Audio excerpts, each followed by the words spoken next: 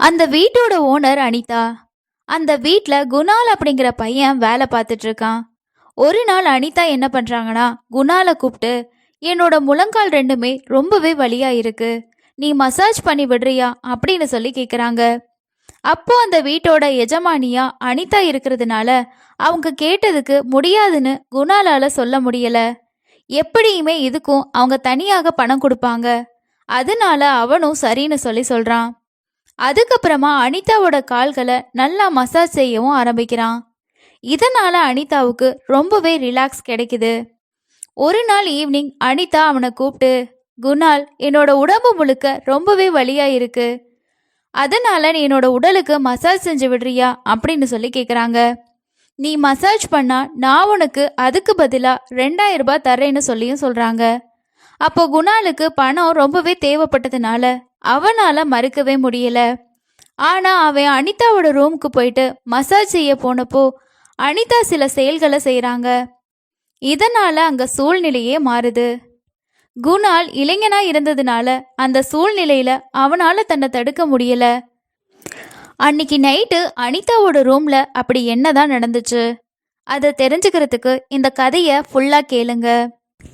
ஒசூருக்கு பக்கத்துல இருக்க ஒரு சின்ன கிராமத்துல தான் குணாலோட குடும்பம் வாழ்ந்துட்டு வர்றாங்க. அவங்களோட வாழ்க்கை ரொம்பவே வறுமையோட பிணியில சிக்கிட்டு இருக்கு. குணாலோட அம்மா ஒரு பணிப்பெண்ணா வேலை பார்க்குறாங்க. அவங்க தன்னோட எஜமானியானோ அனிதா வீட்டில் சமையல் வேலை செய்யறது, துணி துவைக்கிறது, பாத்திரம் கழுவுறதுன்னு எல்லா வேலையுமே செஞ்சிட்டு இருக்காங்க. குணாலோட அப்பா ஒரு சின்ன கடையில கூலி வேலை செஞ்சிட்டு இருக்காரு. குணால் வேலை தேடி அங்கே இங்கேயே அலைஞ்சிட்டு இருக்கான். ஆனா அவனுக்கு எந்த வேலையுமே சரியாவே அமையல. இதுக்கிடையில ஒரு நாள் குணாலோட அம்மாவுக்கு கொஞ்சம் உடல்நிலை மோசமாகுது. காய்ச்சல் ரொம்பவே அதிகமாயிருக்கு. அவங்களால எழும்பி அவங்களுக்கான வேலையவே செய்ய முடியல. இதனால அவங்க அனிதா வீட்டுக்கும் வேலைக்கு போக முடியாத ஒரு சூழ்நிலை ஏற்படுது. அடுத்த நாள் அனிதா கிட்ட இருந்து கால் வருது. அதுல குணாலோட அம்மா கிட்ட பேசின அவங்க, ஏன் இன்னைக்கு வேலைக்கு வரல, என்னாச்சுன்னு சொல்லி கேக்குறாங்க. அதுக்கு அவங்களும் தன்னோட உடல்நிலை பத்தின விஷயமா தன்னோட எஜமானி கிட்ட சொல்றாங்க.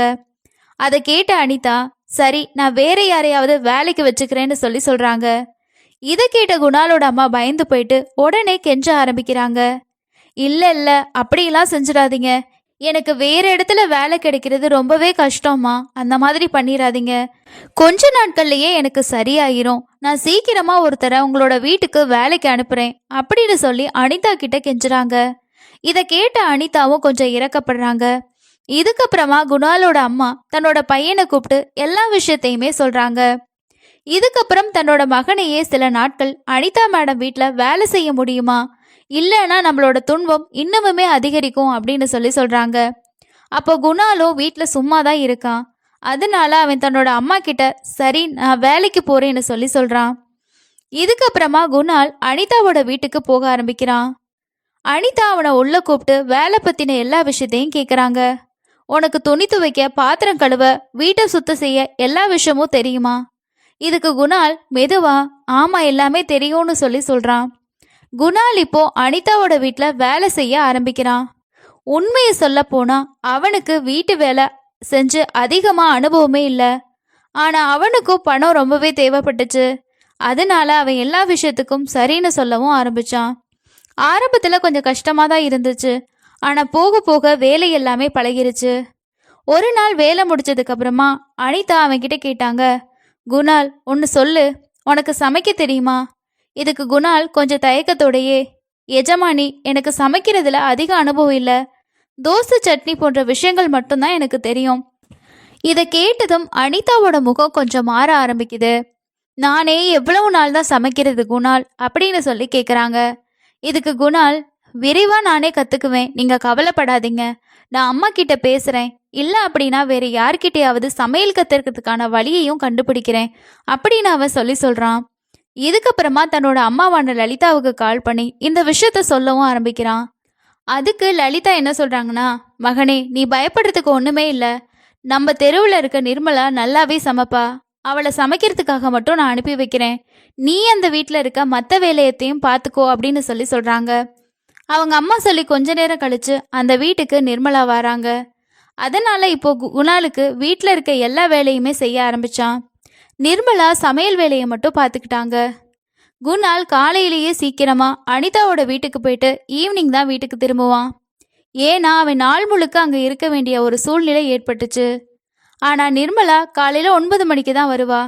இதுக்கப்புறமா காலை உணவையும் மத்தியான உணவையும் சமைச்சு வச்சுட்டு சில மணி நேரங்களுக்கு அப்புறமா தன்னோட வீட்டுக்கு போயிடுவா.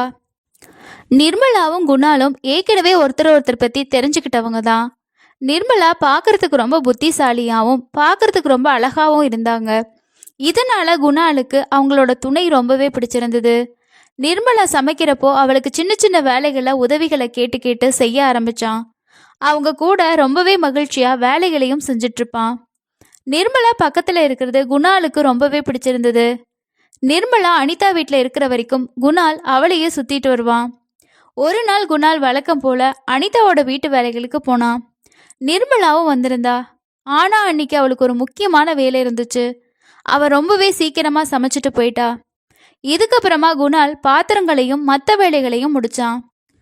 குணால் தன்னோட வேலைகளையெல்லாம் முடிச்சுட்டு வீட்டுக்கு கிளம்பலாம் அப்படின்னு யோசிக்கும் போது அனிதா குணாலை கூப்பிட்டு, குணால், இன்னைக்கு எனக்கு முழங்கால்லாம் ரொம்பவே வலியா இருக்கு, கொஞ்சம் மசாஜ் செஞ்சு விடு அப்படின்னு சொல்றாங்க. இதை கேட்ட குணால் கொஞ்சம் தயங்க ஆரம்பிக்கிறான். ஆனா அனிதாவுக்கு சேவை செய்யறது அவனோட வேலை. அதுல இருந்து தான் அவனுக்கு வருமானமும் கிடைக்குது. அதனால அவன் தன்னோட குரலை சரி செஞ்சுக்கிட்டு, சரி எஜமானி அப்படின்னு சொல்றான். இதுக்கப்புறமா மசாஜ் பண்றதுக்காக கிச்சனுக்கு போயிட்டு ஆயில் பாட்டிலை எடுத்துட்டு வந்து அனிதாவோட பக்கத்துல குணால் உட்கார்றான். அந்த டைம்ல அனிதா சேலை கட்டியிருந்ததுனால முழங்கால் வரைக்கும் மசாஜ் பண்றதுக்காக தன்னோட சேலைய கொஞ்சம் மேலே தூக்கி அவங்க காட்டுறாங்க. இதுக்கப்புறமா குணால் தன்னோட உள்ளங்கையில கொஞ்சம் எண்ணெயை எடுத்து அவங்களோட முழங்காலில் தேய்க்க ஆரம்பிக்கிறான். இப்போ அவன் மெதுவா மசாஜ் செய்யவும் ஆரம்பிக்கிறான். குணால் அவங்களோட காலில் மசாஜ் பண்ணும்போது அனிதா ரொம்பவே ஃப்ரீயாக ஃபீல் பண்ண ஆரம்பிக்கிறாங்க. இதுக்கு முன்னாடி இருந்த வலியெல்லாம் நீ மசாஜ் பண்ணதுக்கு அப்புறமா ரொம்பவே ரிலாக்ஸ் ஆகுது அப்படின்னு சொல்றாங்க. அப்போ அனிதாவோட முகத்துல ஒரு நிம்மதியும் தெரியுது. ஒருவேளை அவளோட வலி உண்மையிலேயே குறைஞ்சிருக்கலாம். இதுக்கப்புறம் கொஞ்ச நேரம் கழிச்சு அனிதா, போதும் குணால், இப்போ சரியாகிருச்சு அப்படின்னு சொல்றாங்க. இதுக்கப்புறமா குணால் எண்ணெய் பாட்டில திரும்பவும் வச்சுட்டு மற்ற ரூமுக்கு போயிட்டு உட்கார்றான். மாலை ஒரு 6 மணி ஆகுது. அதனால அவன் திரும்பவும் வீட்டை சுத்தம் பண்ணிட்டு மற்ற வேலைகளை கவனிக்க ஆரம்பிக்கிறான். அனிதாவுக்கு இரவு உணவு கொடுக்குறான். இரவு சாப்பிட்டதுக்கு அப்புறம் அனிதா திரும்பவும் குணாலை கூப்பிட்டு, எண்ணெய் கொண்டு வந்து என்னோட கால்களை மசாஜ் செய். நீ மதியானம் செஞ்சது எனக்கு ரொம்பவே ரிலாக்ஸாக இருந்துச்சு. அப்போ குணாலுக்கு கொஞ்சம் விசித்திரமா இருந்துச்சு. ஏன்னா இதெல்லாம் அவனுக்கு ஒரு வித சங்கடத்தை ஏற்படுத்துச்சு. ஆனா எஜமானியோட பேச்சை மறுக்கிறதுக்கு அவனால முடியல. அதனால குணால் திரும்பவும் அனிதாவோட ரூமுக்கு போறான். அப்போ அனிதா கட்டில்ல உட்கார்ந்துருக்காங்க. தலையணைய முதுகுல வச்சுக்கிட்டு ஓய்வெடுத்துட்டு இருக்காங்க. அப்போ அவங்க லேசா சிரிச்சுக்கிட்டே, குணால், இப்போ ஆரம்பிக்கலாம் அப்படின்னு சொல்றாங்க. இதுக்கப்புறமா குணால் முதல்ல லைட்டை ஆஃப் பண்ணிட்டு, அது ரொம்பவே பிரகாசமா இருக்கு, கண்ணு கூசுது அப்படின்னு அனிதா சொல்றாங்க. இதை கேட்டு குணால் எழும்பி லைட்டை ஆஃப் பண்ணிட்டு திரும்பவும் அவங்களோட பக்கத்துல வந்து உட்கார்றான். உள்ளங்கையில எண்ணெயை எடுத்துக்கிட்டு அவங்களோட முழங்கால மெதுவா மசாஜ் செய்ய ஆரம்பிக்கிறான். அப்போ அனிதா, குணால், உன் கைகள்ல உண்மையிலேயே ஏதோ ஒரு மாயாஜாலம் இருக்கு, தினமும் உன்னால எனக்கு மசாஜ் செய்யணும் அப்படின்னு எனக்கு தோணுதுன்னு சொல்றாங்க. ஆனால் குணால் அதை அமைதியா தன்னோட